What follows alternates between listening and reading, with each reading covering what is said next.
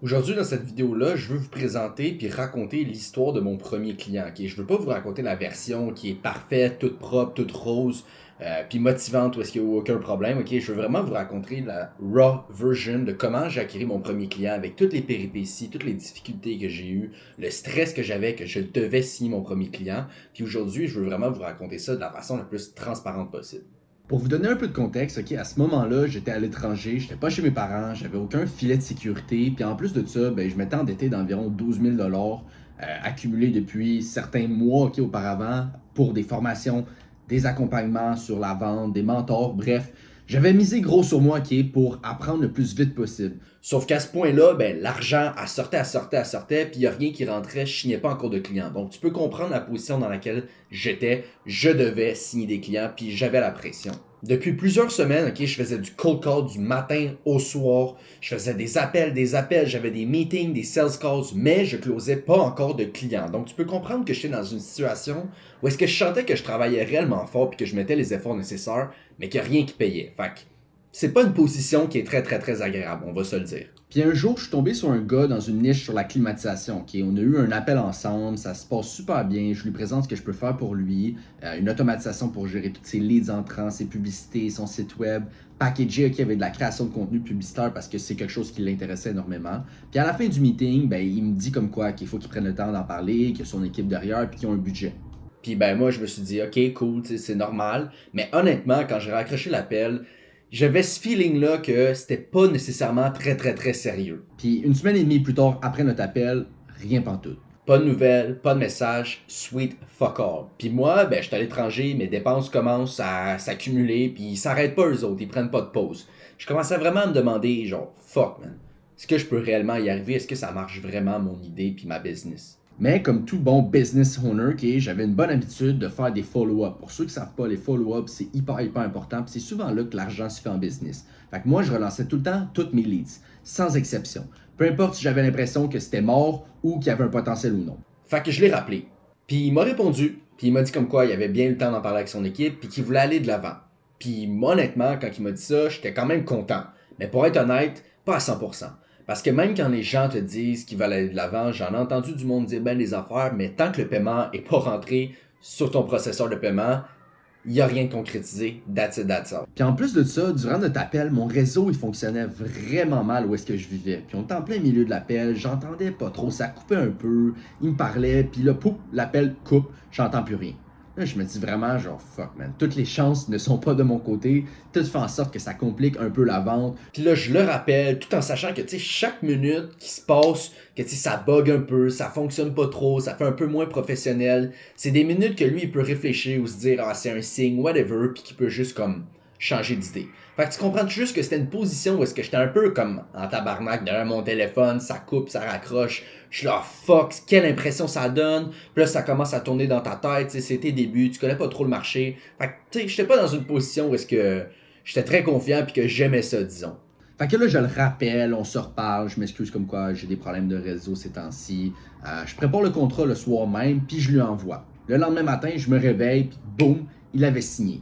C'est un step de plus, mais c'est pas encore une vente, ok? Il faut que tu fasses attention. Même s'il signe le contrat, même si tu envoies, ça ne veut jamais dire que c'est encore done, puis tu devrais pas commencer à célébrer encore. Fait qu'entre-temps, quand il a signé ça le matin, moi j'ai envoyé un texto, je lui ai dit comme quoi on allait céduler un appel pour faire le onboarding, puis en même temps, ben, j'ai envoyé le lien de paiement. Fait que j'ai envoyé 50% du paiement total, parce que c'est l'entente qu'on avait pris ensemble, étant donné que c'est mon premier client, je voulais vraiment y apporter le maximum de confiance, puis qu'il soit rassuré. Fait que j'ai dit paye 50% pour débuter, puis l'autre 50%, tu le paieras quand le système puis tout sera mis en place, puis tout fonctionnera bien. Puis au courant de la journée, ben moi je fais mes affaires, je fais mes autres appels, je fais mon contenu, mes trucs, puis à un moment donné, ben je reçois la notification, pow, il a payé, premier 50% reçu sur Stripe, sur mon processeur de paiement. Puis honnêtement, je vous le dis, c'est vraiment le moment où est-ce que je me suis dit, ok, là ça se concrétise, je peux y arriver, j'ai une proof of concept, j'ai réussi à signer mon premier client à 3500 pour les automatisations puis mes systèmes.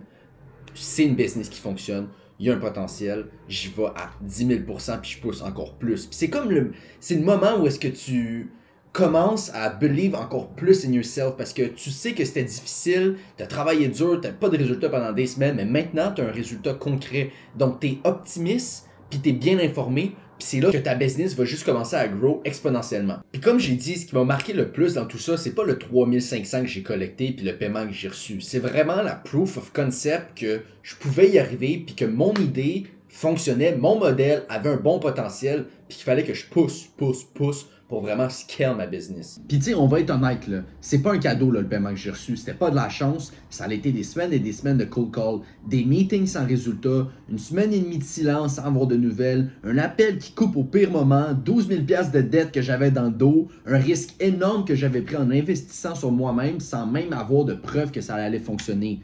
Puis des relances que j'ai faites un soir que je voulais peut-être même pas le faire, je pensais qu'il n'y avait même pas de potentiel, mais j'ai quand même show up, puis je l'ai quand même fait, puis ça l'a payé au bout de la ligne. Fait que crois-moi que si toi, présentement, t'es un peu dans la même situation, tu fais des cold calls, tu fais des appels, tu fais des meetings, tu te fais dire non, ben, dude, pousse puis lâche pas. C'est normal, t'es dans la phase du début, t'es dans la phase qui est la plus difficile, mais continue à pousser, puis les efforts, puis le travail que tu vas avoir mis va payer. Trust me on that, been there, done that, ok? Donc, ça résume pas mal l'histoire de mon premier client qui, si tu veux aussi voir comment je structure mes appels de vente, comment je trouve mes clients, comment j'ai buildé mon agence de A à Z sans aucune connaissance technique ou quoi que ce soit. Mais je fais plein de vidéos là-dessus sur ma chaîne YouTube, c'est gratuit, tu peux aller voir, il y a plein de bonnes informations qui vont t'aider à te lancer toi aussi de ton côté, de A à Z. Puis également, si tu as des questions, commentaires, whatever, tu peux me les écrire en bas dans les commentaires YouTube ou sinon tu fais juste m'envoyer un message sur Instagram en privé, je suis un peu plus actif là-bas, ça va me faire plaisir de t'aider gratuitement puis te donner les meilleurs tips par rapport à moi, mon expérience puis mes connaissances. Fait que j'espère que cette vidéo-là vous a un petit peu appris comment ça se passe, ok, que c'est pas tout le temps facile, que mon premier client il est pas apparu de nulle part, que c'est pas tout le temps beau, facile, c'est pas une vidéo de motivation, c'est vraiment une vidéo de réalisation si on veut. C'est un format très raw, mais je pense que c'était quand même important que je vous présente comment moi je suis allé chercher mon premier client au sein de mon agence, puis je voulais vous montrer aussi comment c'est accessible pour vous aussi, puis que si dans une situation où est-ce que tu sens que c'est difficile, que tu n'as pas de résultats, continue à faire des appels, continue à te présenter au meeting, continue à faire tes follow-up parce que tu es peut-être à un follow-up de signer ton premier client puis de fucking décoller ta business. Fait que j'espère que vous avez aimé cette petite vidéo-là qui est relativement très raw, un nouveau format que j'essaye. Si vous aimez ça, en lâchez un petit like aussi, ça fait toujours plaisir.